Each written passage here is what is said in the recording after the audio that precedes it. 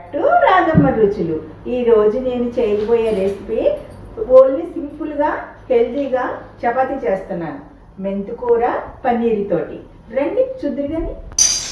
1 cup chapati powder, 1 cup paneer, 1 cup మెంతికూర కడిగి పెట్టుకున్నాను. ఇది ఫ్రై చేసుకోవాలి. ఫస్ట్ స్టవ్ వెలిగించుకుని ఈ మెంతికూర కొద్దిగా ఫ్రై చేసుకోవాలి. కొంచెం పచ్చివాసన పోయేదాకా ఫ్రై చేసుకోవాలి. ఈ ఫ్రై చేసుకున్నా కానీ చపాతీలో పౌడర్లో వేసుకుని పన్నీరు ఇది వేసుకుని సాల్ట్ వేసుకుని కలుపుకోవాలి. ఇలాగా అడుగంటకుండా ఇలా వేపుకోవాలన్నమాట. ఇది సిమ్మిలో పెట్టుకుని ఇది అడుగంటకుండా ఇలా ఫ్రై చేసుకుంటూ ఉండాలి. ఇది అయిపోయిందండి. ఇది ఇలా వేగింది, అయిపోయింది. దీన్ని మనం అందులో వేసుకుని కలుపుకుందాం. చపాతీ పౌడర్ వేసుకున్నాను.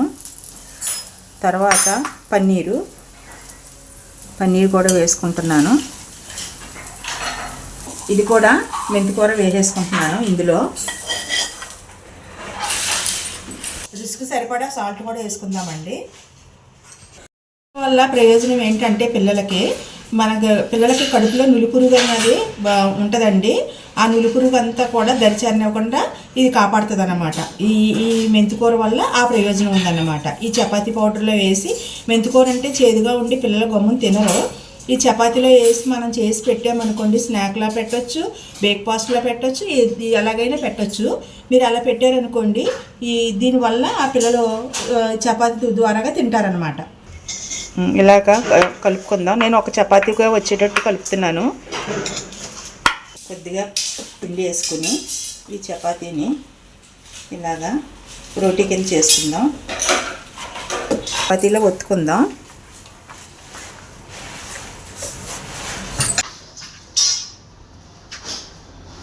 నెయ్యి వేసుకోవాలండి. ఇది నెయ్యితోటే కాల్చుకోవాలి. ఆయిల్తో కాల్చుకుంటే టేస్ట్ ఉండదు. నెయ్యితో కాల్చుకుంటే టేస్ట్ బాగుంటుంది అన్నమాట. చిన్నపిల్లలు తింటాక కూడా బాగుంటుంది. నెయ్యి కూడా వాడాలంటున్నారు కదా అండి. నెయ్యి కూడా వాడాలి, అన్నీ వాడాలని అంటున్నారు కదా.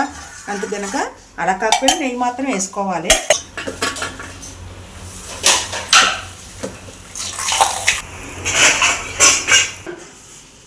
ఇలా ద్వారగా కాల్చుకుని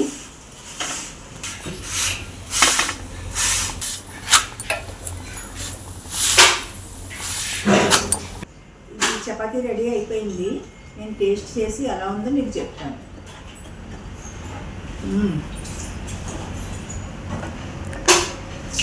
చాలా బాగుందండి. ఇది చాలా టేస్టీగా ఉంది.